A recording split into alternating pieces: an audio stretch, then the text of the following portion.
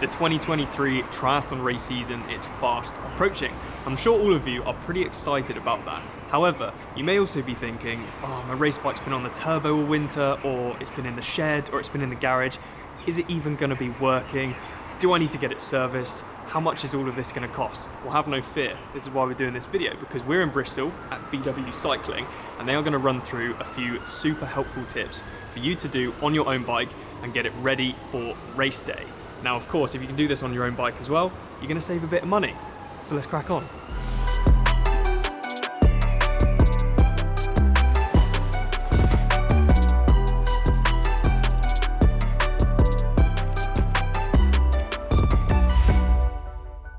So as you can imagine, I don't really know what I'm talking about, but luckily we've got Andy here who does, so he's going to run through a few of these tips. Well, hopefully I do. We'll see what happens. Yeah, but normally we sort your bike out before races, so if anything happens to Harry and his bike, it's all our fault. Exactly.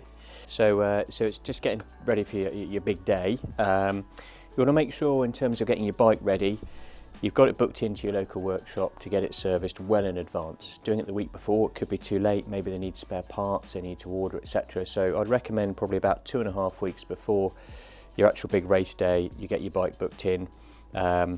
It's worth spending the money on it that time. You've invested all this time in your training, so make sure the bike is right. I'm going to talk you through a very basic M check, which you should be doing before most of your bike rides anyway.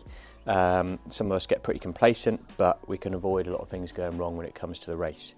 So an M check requires you to start down this position here.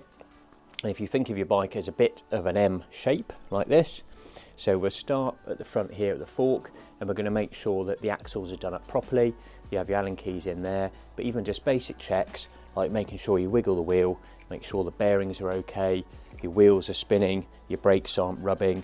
Do a quick check on your spokes. Even if it's just rubbing your hands around the spoke, you'll be able to hear if there's a different noise or something's loose on the spokes. Spend a lot of time checking your tyres. Okay, we've seen so many people have problems with tyres. That will be your most common problem when it comes to race day. For me personally, and I would always recommend to any of our clients that we train, that we put on brand new tyres for your big race.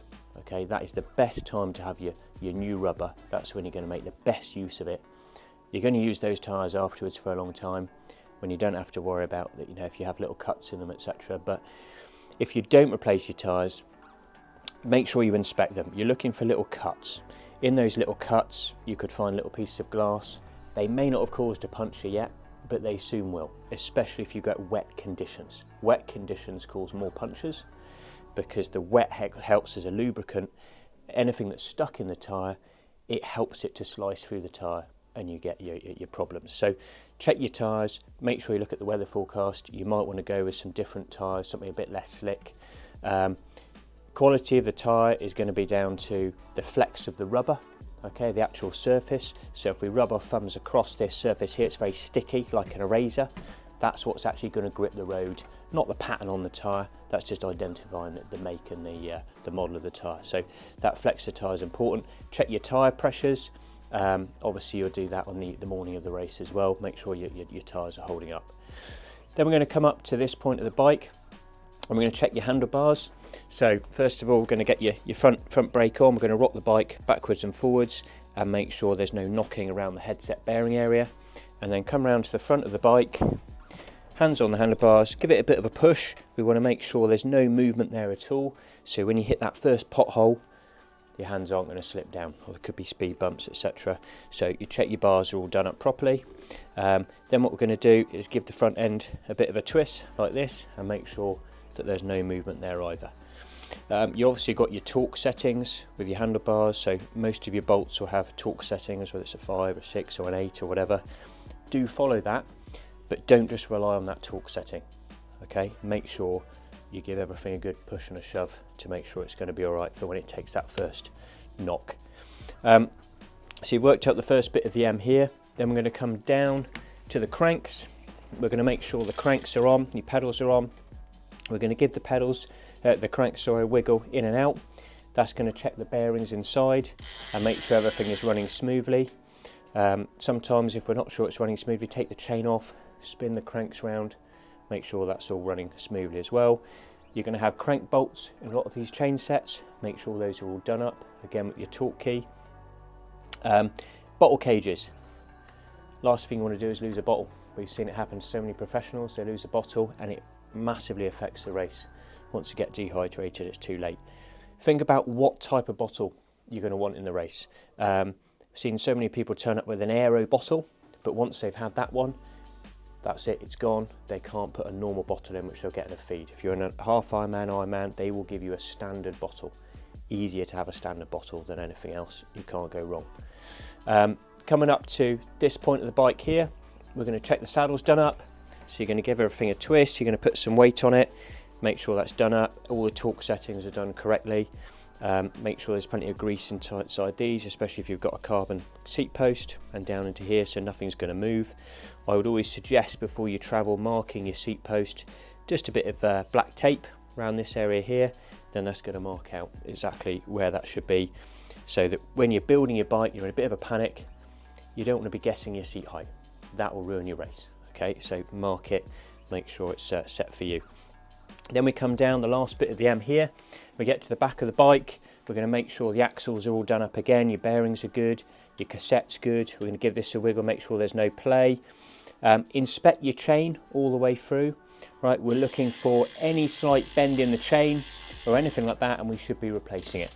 Bit like tyres, there's nothing like having new tyres and a new chain on your bike to go around, okay? If you're going to change your chain, make sure you've asked your workshop, your local bike shop, is the cassette still good or should I be replacing that at the same time?